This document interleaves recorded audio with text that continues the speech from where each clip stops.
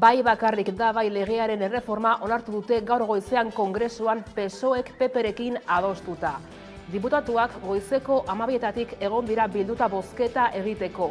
Legearen erreforma aurrera atera da aldeko 223 bozkekin, aurkako 59rekin eta 4 abstentziorekin. Unidas Podemosen Berdintasun Ministerioak adierazi du azken momentura arte negoziatzen saiatu direla, baina PSOEk Alderdi Populararekin adostu du erreforma azkenean. Kaixo, eguerdion, bai bakarrik da bai legearen erreforma aurrera atera da. Aldeko botoak gailendu dira Kongresuan, naiz eta zenbait alderdik PSOEren erreformak onespena arauaren erdigunetik kenduko duela uste izan. Hala uste dute talde feministek ere, hori dela eta protesta egin zuten atzo Espainiako estatuko hainbat hiriburutan, erdigunean onespena jartzea aldarrikatzeko. Irene Montero berdintasun ministroak azaldu duenez, berdintasun ministerioa azken momentura arte negoziatzen saiatu da PSOErekin.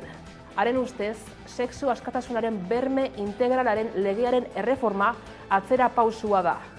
Kongresuko korridoreetan ministroak esan zuen ulergaitza dela PSOEk PPrekin ituna egitea, eta sozialistei ohartarazi zien gobernuko koalizioa zaintzeko Podemosekin eta gehiengo feministarekin akordioa lortu behar zutela. Mikel Zabaltzaren familiak haren heriotza ikertzea eskatu du. Arturo Espejo Guardia Zibilak burutu zuen Zabaltza atxilotzeko operazioa, ondoren haren heriotza ekarriko zuena. 28 urte eta gero, Espejo teniente general izendatu izanak eta hura defendatzeko Marlaska ministroak emandako arrazoiek berriro agerian utzi dute ikerketa falta dela tortura babesteko oinarri nagusia.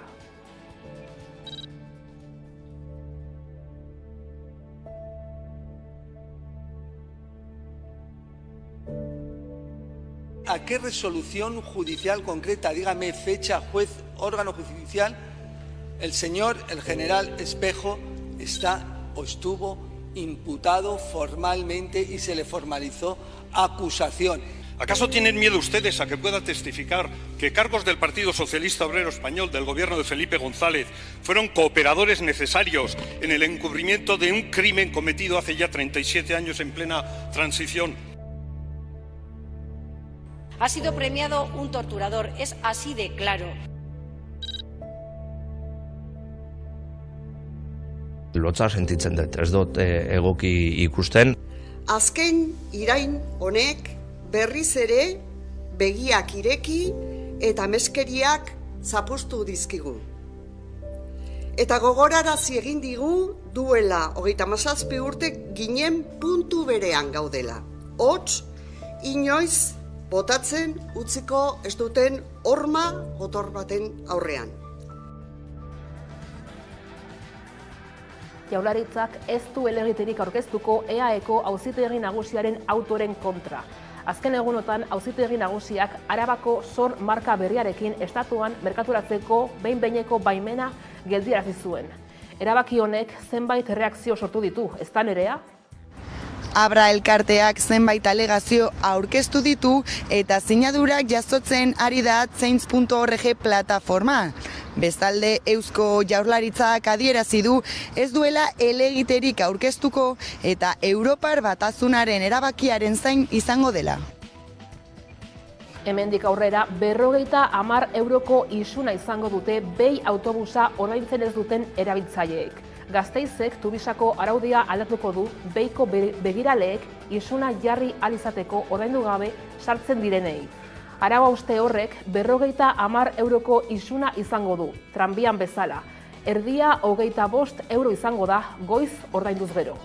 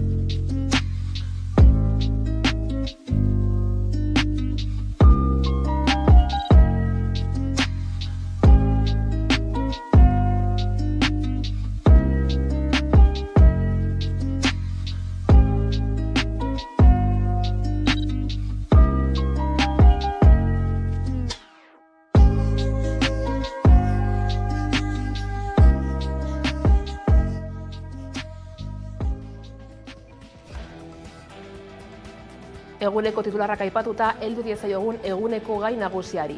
Bai bakarrik da bai legearen erreforma onartu da. Diputatuak goizeko 12etatik egon dira bilduta kongresuan erreforma bozkatzeko.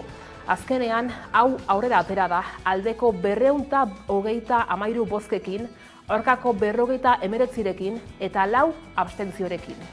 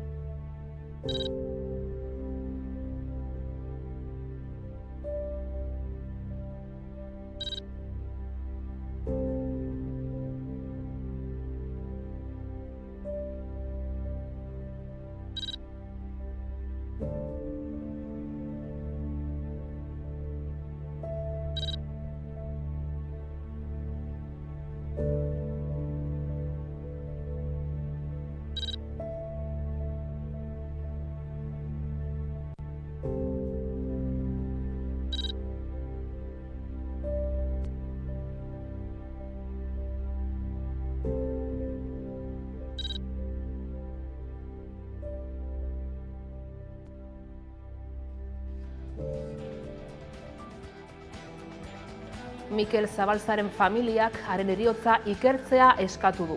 Espainiako barne ministroak egindako adierazpenen inguruan betiko kontua dela gaineratu du Zabalza familiak, eta ikertu ezean ez dagoela inor inputatzeko modurik azaldu du.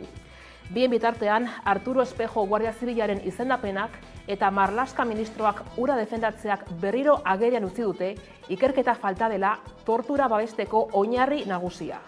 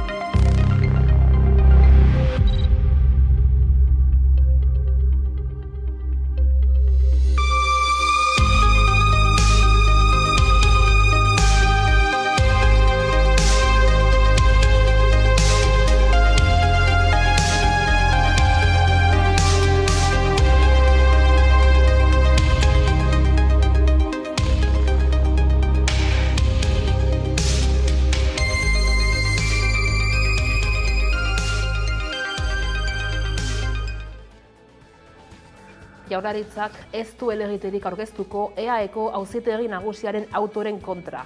Azken egunotan auzitegi nagusiak Arabako sor marka berriarekin estatuan merkaturatzeko behin-behineko baimena geldiarazi zuen. Eusko Jaurlaritzak ez du helegiterik aurkeztuko Arabako mahastiak sormarka berriarekin estatuan merkaturatzeko baimena geldiarazten duen autoaren kontra. Autoak dioenez kontsumitzailean hazteko arrisku handia dago. Izan ere izendapen berria duen ardoa merkaturatzea baimentzean, bi ardo eskaintzen dira, bi sormarka desberdinekin, baina eremu geografiko berean. Jaurlaritzak dioenez ez du iritzirik emango eta Europar Batasunak zer erabakitzen duen zain izango da. Comentarios con respecto al fondo de este fallo judicial. Y como he dicho antes, quedamos a la espera de lo que la Unión Europea decida al respecto. Sí, no vamos a presentar un recurso. Lakoak urrian baimendu zuen Arabako mahastiak izendapenarekin merkaturatzea estatuan. Baimena behin-behinekoa zen Europar Batasunak baimen ofiziala onartu arte. Handik gutzira Errioxako kontseiluak horren aurkako errekurtsoa jarri zuen, eta apirilaren 14an EAEko auzitegi nagusiak geldiarazi zuen baimena. Abra elkarteak bere aldetik zenbait alegazio aurkeztu ditu. Azaltzen duenez sormarka bakoitzak gune geografiko desberdina du, eta bestalde aurkeztutako txostenek ez dute zehazten zeintzuk diren Errioxako marka jasango ditu ondorioak edo kalteak. Abrak beraz autoa atzera botatzea eskatzen du alegazio horiekin. Horrekin batera elkartea change.org plataforman sinadurak biltzen ari da Arabako mahastiak zormarka defendatzeko.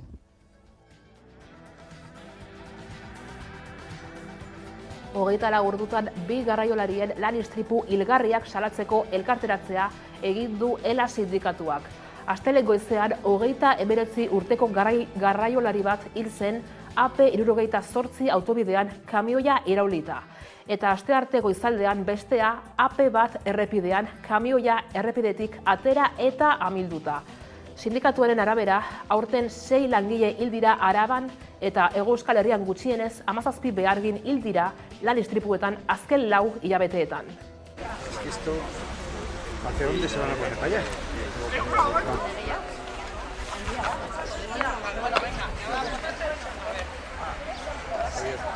Pero nada.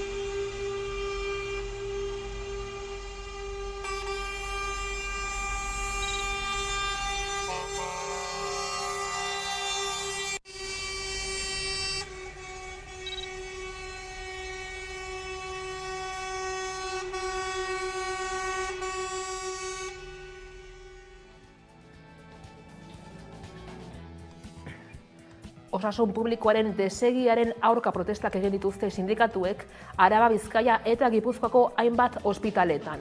Beharginek bizi dituzten lan baldintza eskasak salatu dituzte eta Eusko Jaurlaritzako osasun sailari berehalako irtenbideak eskatu dizkiote. Horrez gain, Bilbon, Donostian eta Gasteizen osasun publikoaren aldeko herri plataformak larunbaterako antolatutako manifestazioetara joatera deitu dute sindikatuek. Osasun publikoaren desegitearen aurka protestak egin dituzte Araba, Bizkaia eta Gipuzkoako hainbat ospitaletan. Osakidetzaren egoera larria sohartarazi dute eta arazoa egiturazkoa dela gainera. Lan gainkarga izugarria, prekarietatea, hautaketa eta horniketaren prozesuak oso motelak dira eta garapen profesionalaren murrizketa mantentzen da. Eta bestetik herritarrek zerbitzuak galtzen dituzte.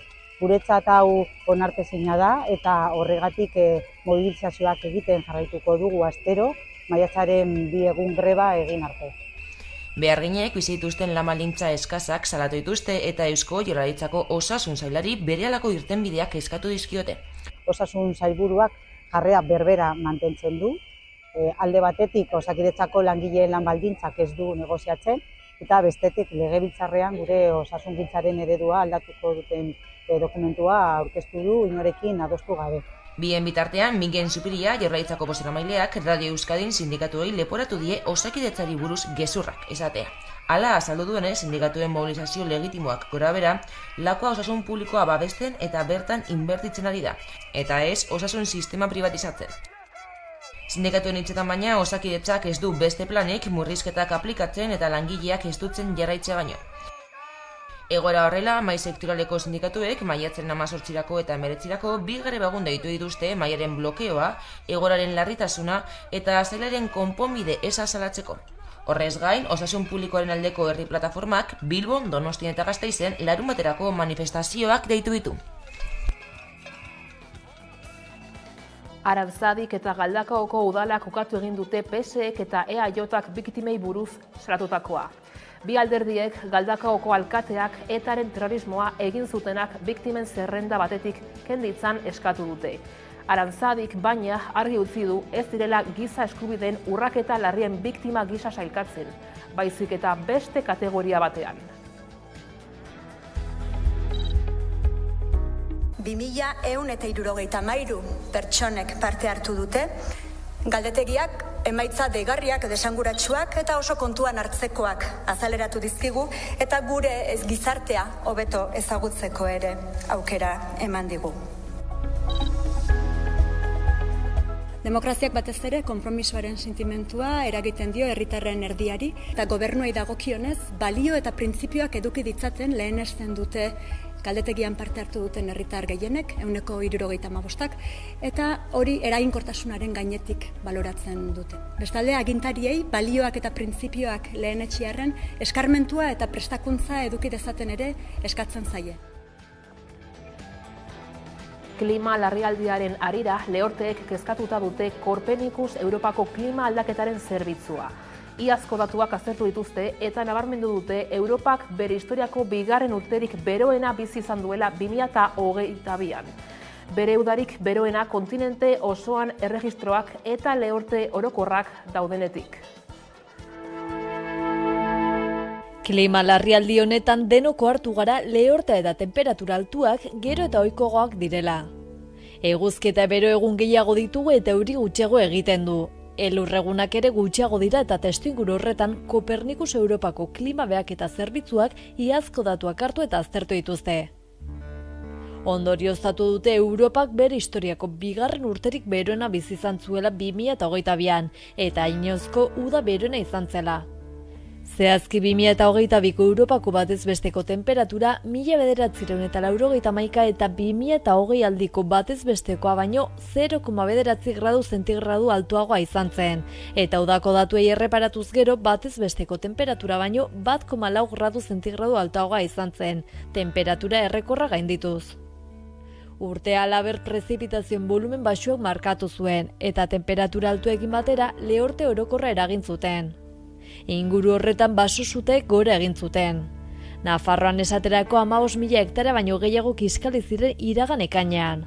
Eta Europan udan suek eragindako karbono emisioak 15 urtean izandako handienak izan ziren, eta herrialde batzuetan 20 urtean izandako emisiorik handienak ere erregistratu ziren. Iaz beste bi errekorrere gainditu ziren, eguzki ordu kopuruarena eta Alpeetako glazierretan izuz galerarena, 2022an maila gorenera iritsi zirenak. Europako azterketa meteorologiko luzeak adierazten du halaber, Artikoak 6. urterik beroena izan zuela. Groenlandiak ere izotz geruzaren urtze errekorra jasan zuen iraian ezoiko bero boladetan. Kopernikusen txostenaren arabera, Europa ez dago egoera globaletik kanpo. Azken 8 urteak izan baitiren mundu mailan erregistratu diren beroenak. Eta egoera honen aurrean Mauro Fachin Europako batzordeko defentsaren eta espazioaren industriako zuzendaritza nagusiko lurra behatzeko buruak denbora agortzen ari dela esan du, eta 2050erako klima neutraltasuna lortzeko neurriak betetzen jarri du azpimarra. Energia berriztagarriak ditugu izpide orain. Euskal Herriko zentral eolikorik handienetakoa egin nahi dute Goizueta eta Hernani artean. Sustrai Erakuntza Fundazioaren arabera, proiektua enpresa pribatu batena da eta Madrilen ari dira tramitatzen. Proiektuak aurrera egingo balu, Euskal Herrian eraikitako parke eolikorik handienetako bat litzateke. 100 megawatt inguruko potentziarekin. Goizueta, Arano eta Hernani artean tamaina handiko poligono eoliko bat jartzeko asmoa ezagutarazi du Sustrai Fundazioak. Eredu pribatu irabazizko eta antidemokratikoa inposatzeko saiakera berria dela iritzi dio, eta fundazioa gaineratu du proiektua Madrilen ari direla tramitatzen, azpiegiturak duen tamainagatik eta bi autonomia erkidegori eragingo dielako. Orain arte Euskal Herrian egindako parke eolikorik handiena litzateke, 100 megawatt inguruko potentziako instalazioarekin. Gaur-gaurko eraikita dauden zentral eolikoen potentzialako bi izango lituzke Urume Ibarreko mendietan eraikin nahi dituzten haizerrota horiek. Esan bezala Madrildik daramate proiektua, Espainiako gobernuaren baitan. Enpresak dagoeneko eskatu du sare elektrikoarekin batzeko baimena eta proiektua garatzeko berme batzuk zehaztu ditu. Behin horiek eginda jendaurren aurkezta geratzen zaie. Azpimarragarria da bestalde zentral eolikoa egin nahi duten udalerritako ordezkariek ez dutela proiektuaren berri izan. Ez dutearen inguruko informaziorik jaso, ez Hernanin, ez Aranon, ez Goizuetan. Azken hilabeteotan Euskal Herrian energia berriztagarrien poligono berrien proiektu kopuru ezoikoa ikusi da, batez ere eolikoen eta eguzki energia fotovoltaikoen proiektuak. Nafarroaren kasuan Sustrai Erakuntza Fundazioak kezkatuta agertu da proiektuen edapenarekin laborantzako eta biodibertsitateko milaka hektarea galtzen ari direla nabarmenduz.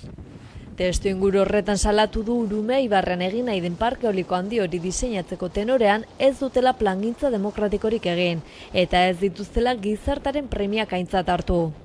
Nola antolatu eguneroko joan etorriak, nola arindu edota nola ordezkatu nekazaritzako eta abeltzaintzako industria eredua, nola sustatu lurraldeen arteko oreka handiagoa, nola birplanteatu industria eredua, nola hartu enplegua eta erreprodukzio lanak banatzeko neurri erradikalak, eta hori guztia biodibertsitatearen eta ekosistemen zaintza eta babesa integratuz.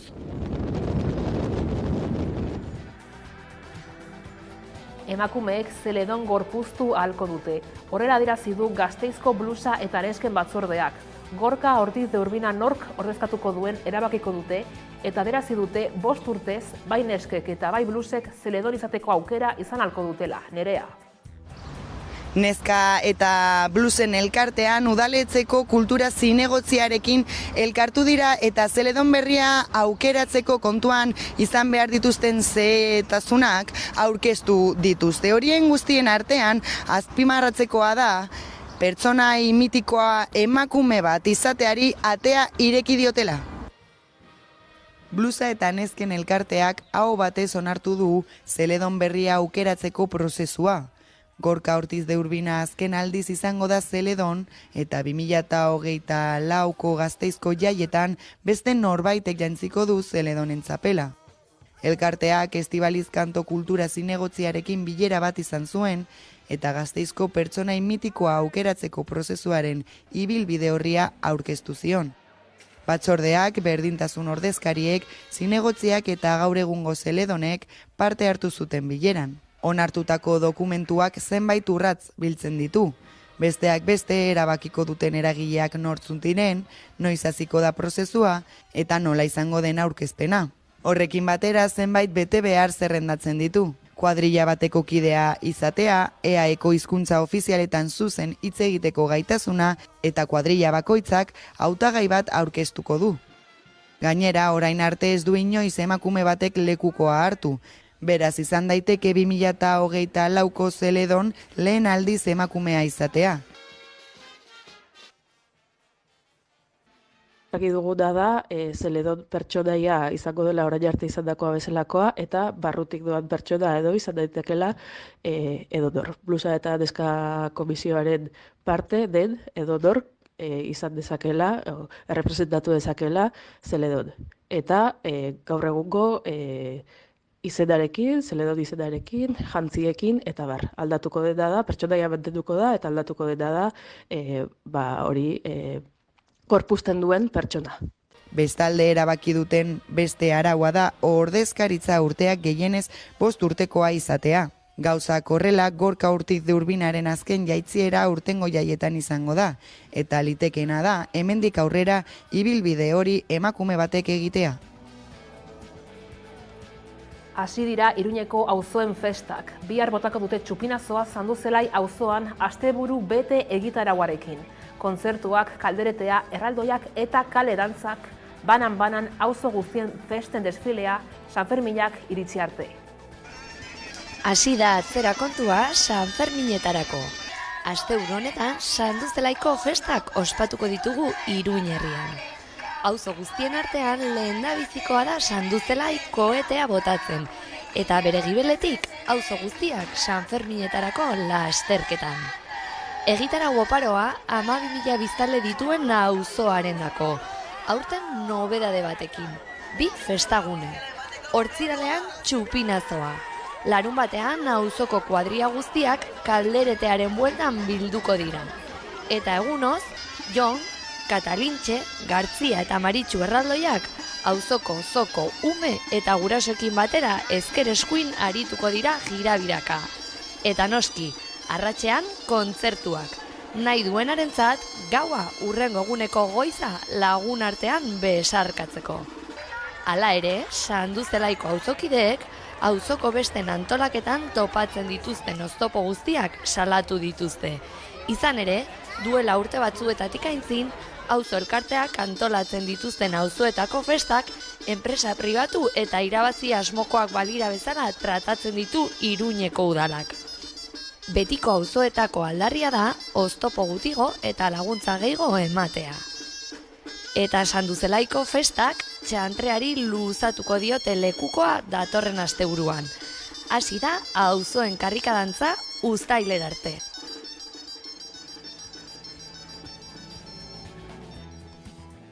«20.000 especies de abejas» filma ostiral honetan estrainatuko da zinema aretoetan. Esti Urresola zinemagileak egindako pelikula arrakastatsua izan da zenbait festivaletan. Zer kontatzen du pelikulak, Nerea? Esti Urresolak neska transexual baten istorioa kontatzen du. Eskolan jasaten duen giro zabarretik ihes egin nahian gogoz itxaroten du uda. Eta uda horrek bizitza aldatuko dio familia guztiari.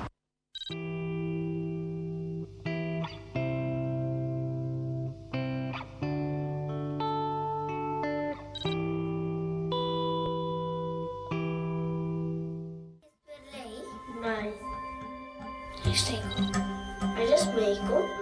Yo no. Ellas.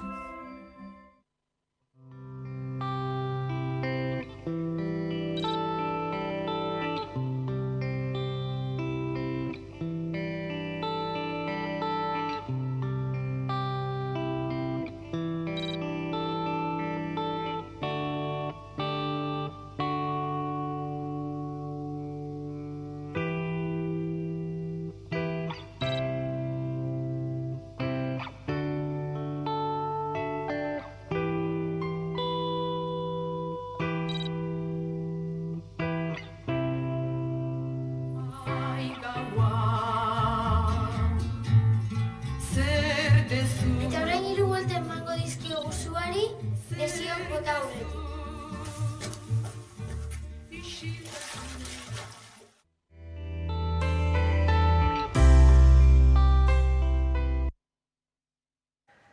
Eta eguneko elkarrizketari tartea zabalduko diogu orain. Gaurkoan Josu Etxaburu gure eskuko bozeramailearekin izan gara.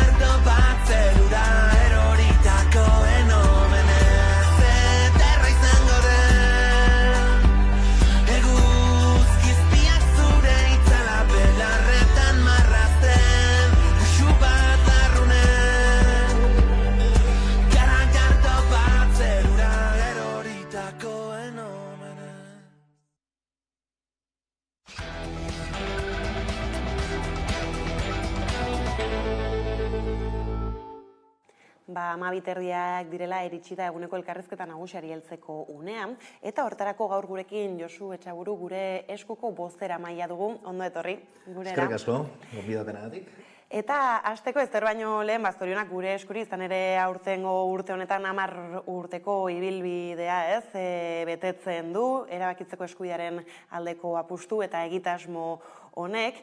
Beraz, gainera badakigu ere justu asteburu honetarako horri helduta nazioarteko konferentzia bat baduzuela eskuartean, hala ere horri iritzi aurretik galdetuko dizutea, nolako balorazioa egiten duzuen, azken 10 urte hauetaz, agian zer nolako aurrerapausoak eman diren gizarte mailan. Bai, batetik eta bestetik jasotzen ari gara zorion mezu hori, ezta? Eta gu martxan jarri dugu, hausnarketak jarri du gure esku 10 urte baino ez, baina benetan elkarri eta elkar zoriontzeko unea izango da gure eskuk premiarik ez duenean euskal gizarteak. Hori bai izango dela benetan ospatzeko moduko eguna. Eta nahiko genuke urrun baino lasterrago izatea, kontu hori, eta bien bitartean, ondo dakigun moduan, beti lorpenetara atxikitzea oso horreza izaten da, baina lorpen horietara iritsi behar da konbentzimentuz, eta batipat bidean eta bitartean lana eginez. Eta nik esango nuke 10 urte hauetan gauza asko mugitu izan dirala. Jakin badakit egon daitezkela kontrako diskurtsuak ere, esaten 10 urte pasatu dira eta ez dugu ezer aurreratu, eta ez naiz izango ni sinesmen hortakoa. Zan edut, duela 10 urte euskal gizartea modu batekoa zen, giro eta egoera batetik gento zen. 10 urte hauetan gure esku, beste askorekin batera, baina gure eskuk ere bere ekarpen bat egin du erabakitzeko eskubidea modu naturalean gizarteratzeko eta garai batean arantzatxua zen gai bat mai gainean jarri eta lasaitasun osoarekin hitz egiteko alde naiz kontra. Eta bide batez ere, saiatu izan gara, gizartean naturala den elementu hori, gure ordezkari politikoetan eta erakundeetan ere, hori ere natural landu dezaten eta natural astertu dezaten kontu guzti hori. Beti ere gogoratuz, duela 10 urte jaio ginala fikoan, ez aldarrikatzeko, erabakitzeko eskubidea eta bai ostera gauzatzeko. Eta horregatik diot, gauzatzen dugunean hori bai izango dela zorioneko eguna, ze euskal gizarteak bere hitza eta erabakitzeko eskubidea egikaritzeko aukera izango du, eta horretan gure eskuk euskal gizarteari eta euskal herritarroi eskerrak eman eta agur esango dugu. Bai, ez da, azken finean euskal gizartea bera bai izan da, ez? 10 urte hauetako protagonistateriko bat, eta hortz zeharka ere aipatu dituzu, erakunde publiko, politikoak, zentzu horretan, ez? Elkarlan horrek ere eman du? Bai, eta gainera begibistakoa da. Esan edut hori uka ezina den elementu bada.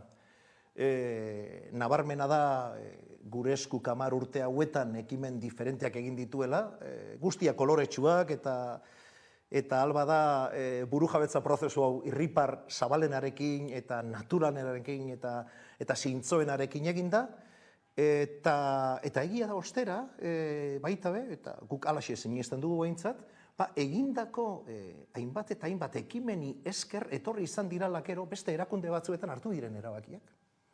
Izan akordio politikoak, edo izan duela gutxi Eusko Legebiltzarrean hartutako erabakitzeko eskubidearen alde, ezta? Beraz, gauza hauek sinestuta gauda ez direla gertatzen baielako, ezta? Hau da, ateratzen dira hain zuzen Euskal Herritargo bat eta Euskal Herritarrok aktibatuta gaudelako eta bultzatzen dugulako hori horrela gertatu dadin. Eta uste dugu bidea hori xedala. Ez, hor tartean fiko bera aipatu duzu, ez da kasualitatea, ez, larun bat honetako ekitaldia, edo batzarrandi hori bertan izatea, ez, itxasargia, ez da bai da mamitzen aritu zarete orain artean, ez, oraindik ere larun bat horrela begira, ez, bada hor beste eztabaidarik pendiente, baita emaitzak ere ala ere orain artean ez zer eman du? Iruditu zitzaigun, 10 urte ez dira egunero betetzen, hori ere egia da, eta momentu egokia izan zitekeela geldiunetxo bat egiteko. Baina sarritan esaten da moduan ez analiziaren paralizian geratzeko. Hau da, aztertu dezagun, zer den balekoa, ze egia da baita ere eta azpimarratu behar da utxetik ez gatozela. 2013an jaiozan, ekainaren 8an, gure esku.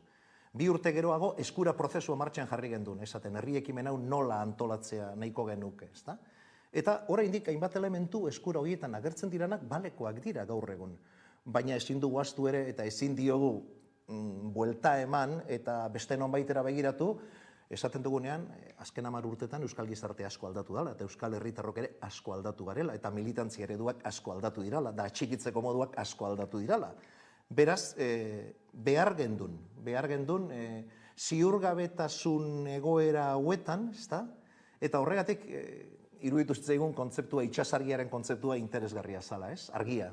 Eta argi hori aurkitzearena, helburu nagusia itxasargiarena da, eta izango da, datozen urteetako gure eskuren norabidea zehaztea, eta lanildoak zehaztea. Eta nik uste hor lan, desenteko lan eta lan oso txukuna egin dala. Ze metodologikoki saiatu izan gara hausnarketa kolektiborako guneak sortzen, hiriburutan, eta eskualde buruetan eta bar. Gero, norbanako moduan, gure eskuren plataformatik, plazatik, bakoitzak bere ekarpenak egiteko aukera izan du, eta gero, eskertu behar diegu gainera, gurekin kafe bat hartzeko gonbitea onartu digutenak, eta euren kanpo begirada eskaini digutenak. Eta guzti horrek osatu du bizka bat, itxasargia dokumentu horietan agertzen diran 11 atal diferente gure eskuren norabide eta lan hildoak zehazten. Horren emaitzak larun batean bertan egingo dituzue publiko, ez da, oinarriak ala ere ez, hortxe izango dituzuea da markatuta.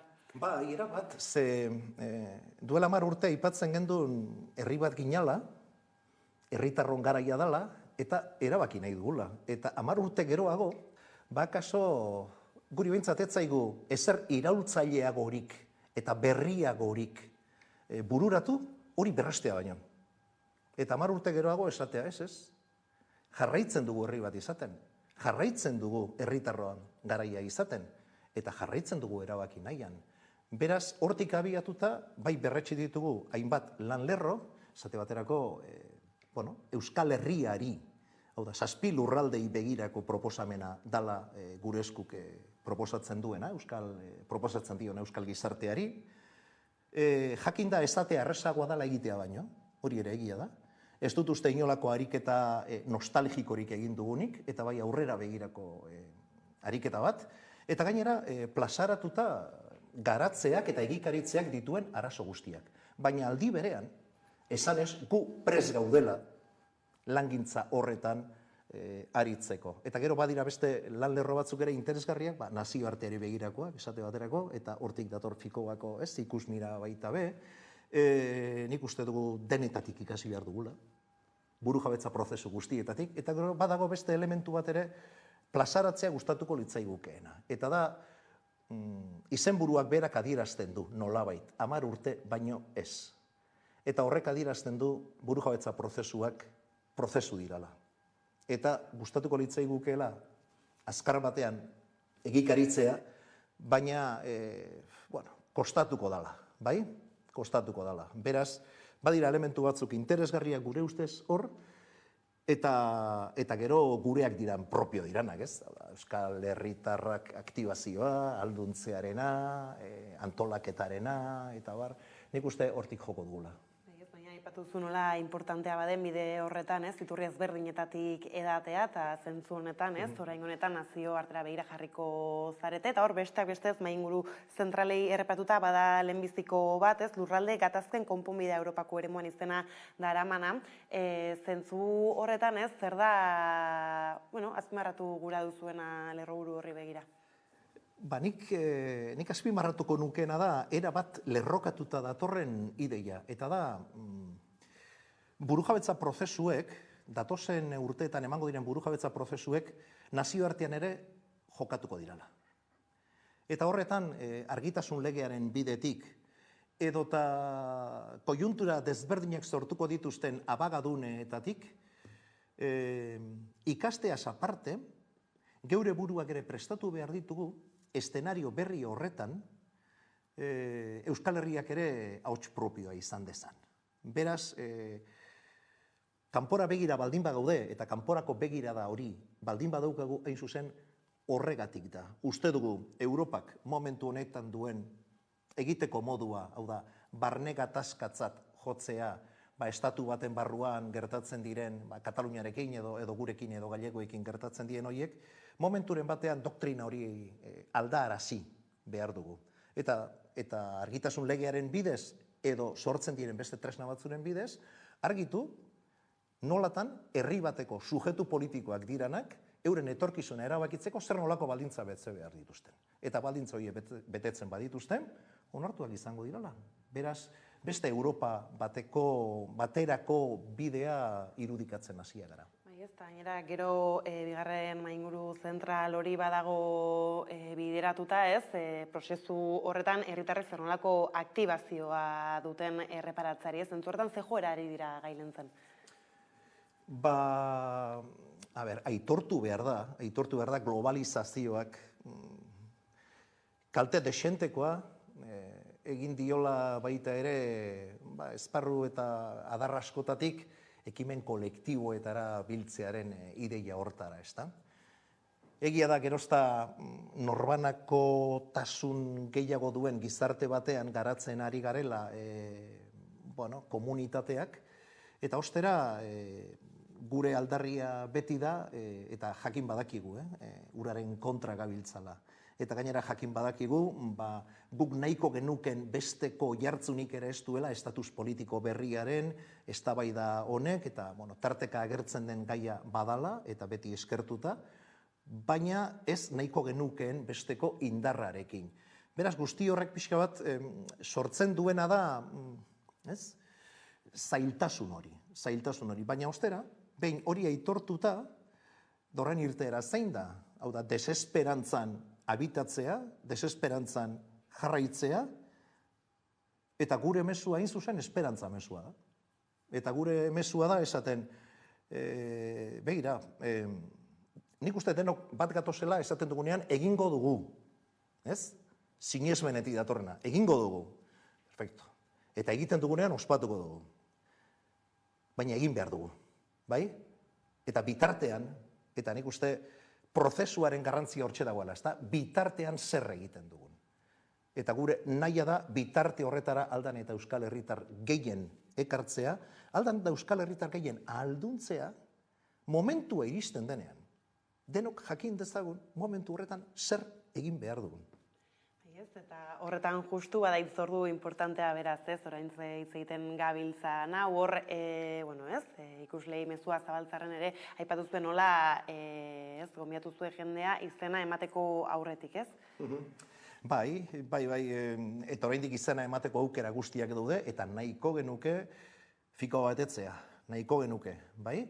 Eta hor elkartuko garenok, nik uste hor izango dela inflexio puntu bat, alaxe planteatu dugu, oin dela 10 urte Euskal Herritarrak deitu genituen fiko gara, gure eskuren sorrerarako, 10 urte geroago itxasargia bide edo tarteko berriro Euskal Gizarteari eta Euskal Herritarrei dei hori luzatzen diegu, baina ez bakarrik egun bakar batean gurekin egon daitezen.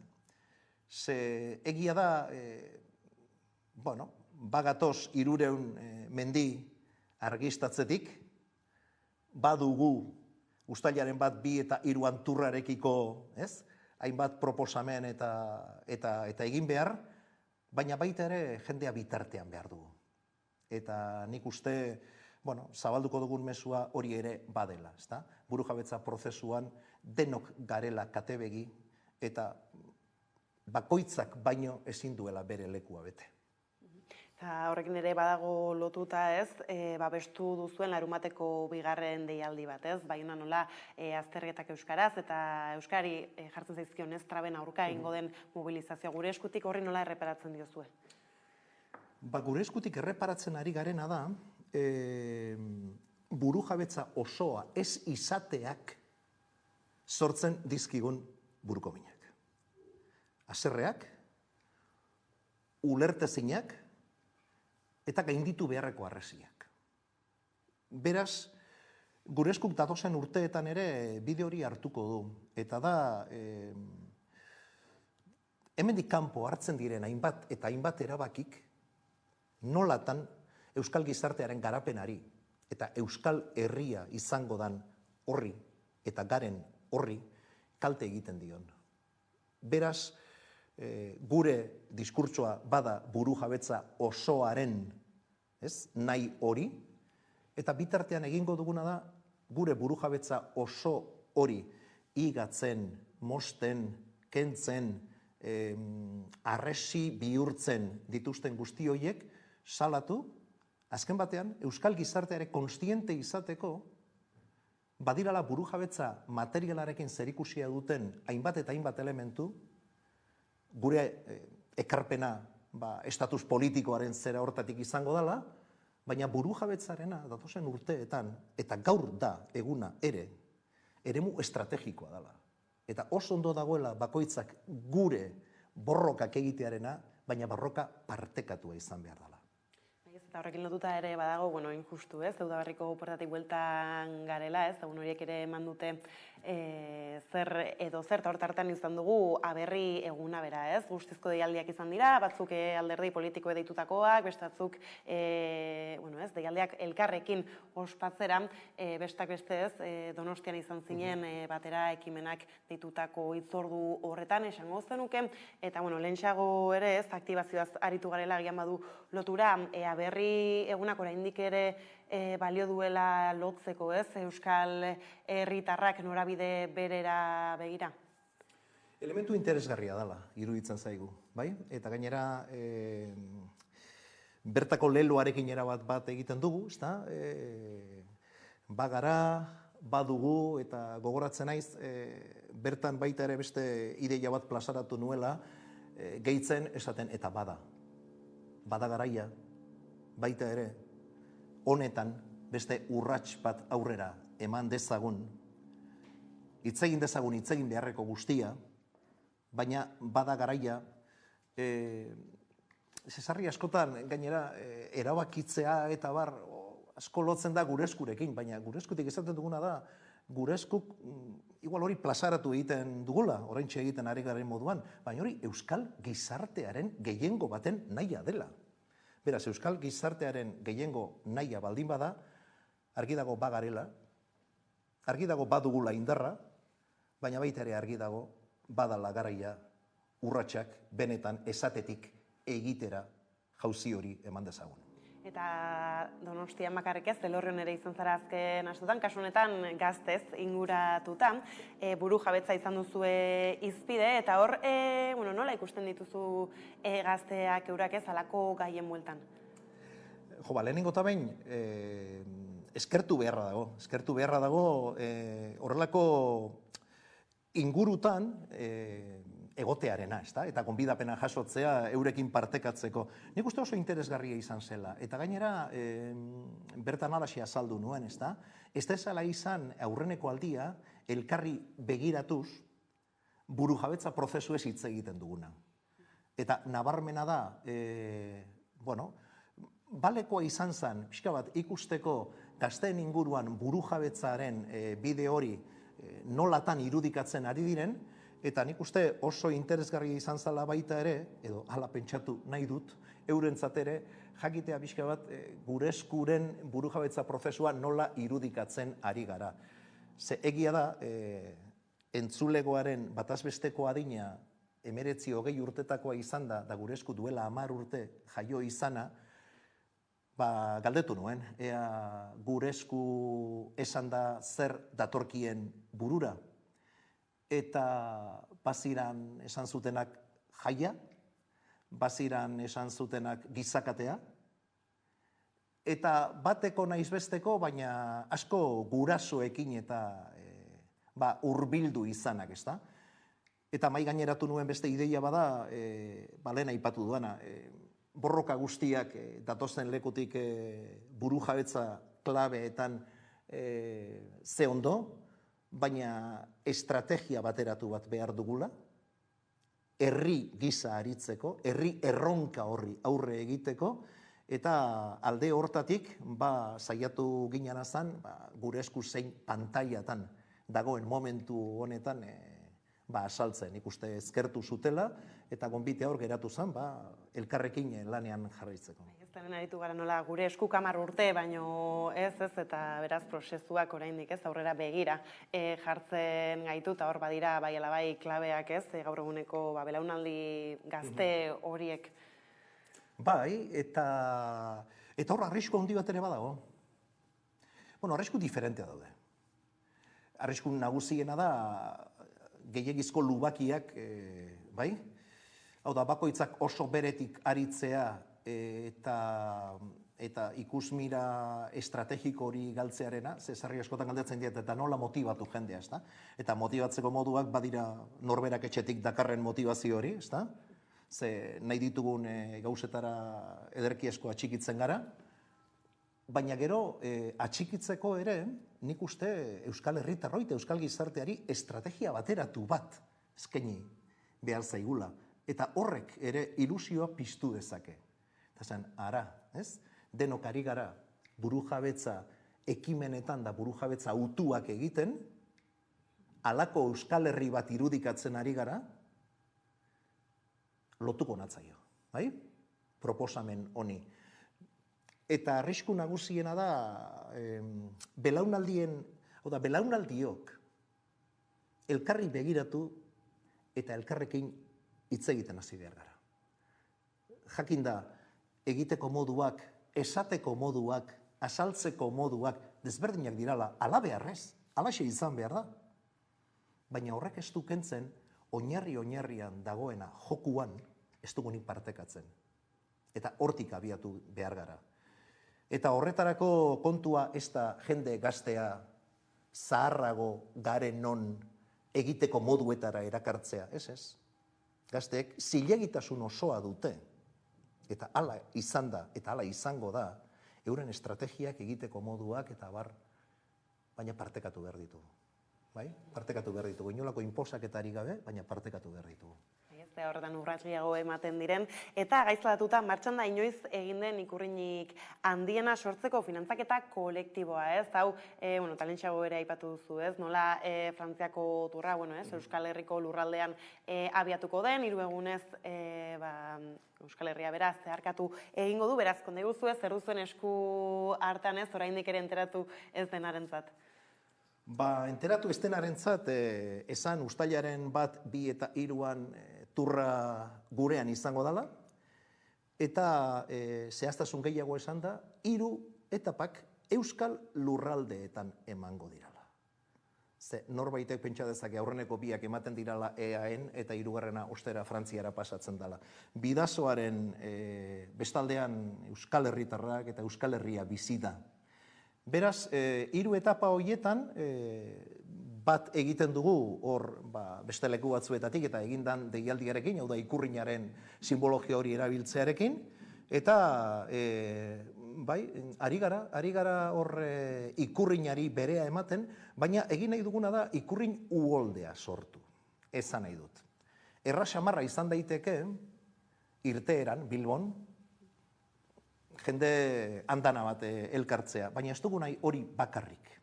Nahi duguna da, 3 etapa artean, hartzen diren irudiak, aipatzen dan mesua, etengabea izatea. Ikurrin uholde hori sortzea, bidasoatik harago ere. Hori da elementu bat, eta bigarren elementua da ikurrin handiena eta crowdfundingaren bidez, ez? Hor diru ekarpen txiki handi edo bakoitzak alduen bide hortatik, aukera dago gero ikurrin horretan norbere izena agertzeko. Ze ona, ezta? Eta ikurrin horrek hartuko du bere dimentsio ederra, eta norbere izena bizena gorri berdean joango dira, ze zuriak eramango duen leloa izango da Basque Decide, Euskal Herriak erabaki. Eta hori, saiatuko gara leku estrategikoetan lekutzen, izan turreko helikopteroak hartuko dituen irudiak, edo izan gu geu sortuko ditugun edukiak, baina adierazteko nazioarte osoari, hemen badela herri bat, bidasoaren 2 bazterretan bizi den herri bat, erabaki nahi duen herri bat, eta temati jarraituko duena burujabetza osoaren prozesu hori bururaino eraman arte. Beraz, ez, horretan parte hartzeko deia ere zabalduta, bukatze aldera, ez, ikusi zintugun urte hasieran, otsaian okerrezan abil lege biltzarrean, eta martxo bukaeran iritzi zitzaigun lerro gura bera, ez, titularra nola EAJaren, Euskal Herria Bilduren eta Elkarrekin Podemosen aldeko botoei esker errepublikaren bidea irekitzea eta erabakitzeko eskubidea aitortzea babestu duen Eusko Lege Biltzarrak, ez, nola baloratzen duzu hau? Bertan izan ginen, eztabaida jarraitzen, interesgarri izan zen oso, hau da, erabaki hartu zutenean, eta nik esango nukena da labur esan da, iradokitzeko baita ere prozesuek zer nolako garrantzia duten, ez da? Ze bestela, batzutan pantaila batzuk eta galdu egiten zaizkigu bidean. Gogoratu behar da, 11 bidez, pandemia aurretik, 4 egun aurretik, gutxi gora bera, abian jarri gendula sinadura bilketa bat.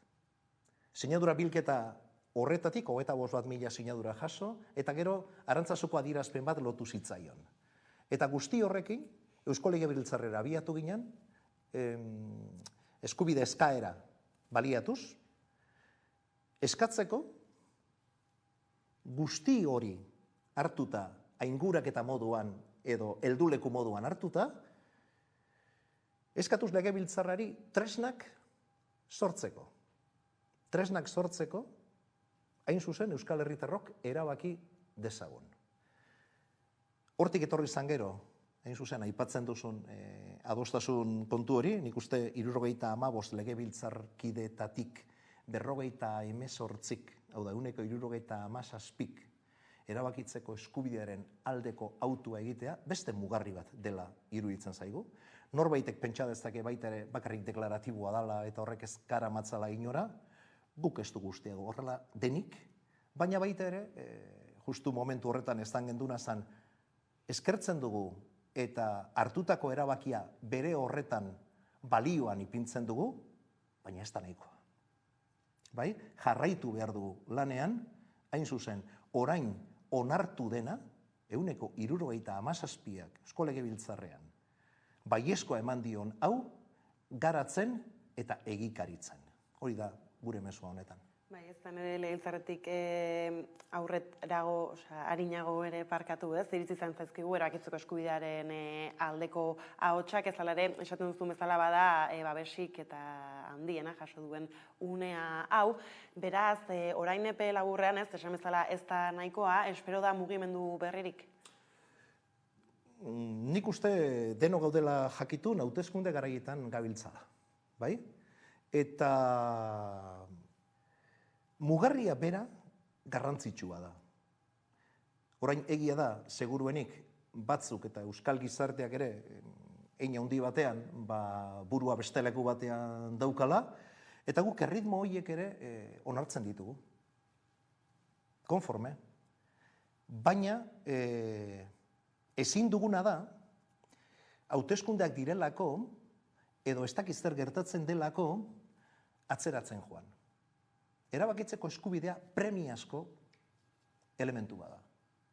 Eta premiazko elementu hori egunero ikusten ari gare moduan, lehen aipatzen gendun, larun bat atxaldeko, ez, Baionako manifestazio hori. Eta etorriko dira oraindik beste elementu batzuk buru jabetza osoa ez izateagatik kaltetuko gaituztenak. Beraz, egunero erakusten ari dana da, benetako premia duen elementu badala. Beraz, batzuk eta besteok, agenda diferenteak eta modu paraleloan kudeatzeari ekin beharko diogu, burua leku bakar batean jarri ordez, honi ere bidea emateko. Zeguk, baita ere, gure adierazpen hortan, esaten gendun, ze ondo 177ak babestea, erabakitzeko eskubidea, baina guk herritar moduan aurrera jarraituko dugu, bide egiten. Bai, ez, eta premisari horri iritsi eta ez, zaten diateia, benutzi behar dugula elkarrizketa harrak. Eta horrela iritsi gara albistegiaren bukaerara, besterik ez gure aldetik, horiek izan dira gaur eguerdiak gurean gaur utzi dituenak. Gogoratu guztiak eta gehiago nahi duzuen aldiro 11 puntu atarian daudela eskuragarri. Gero arte.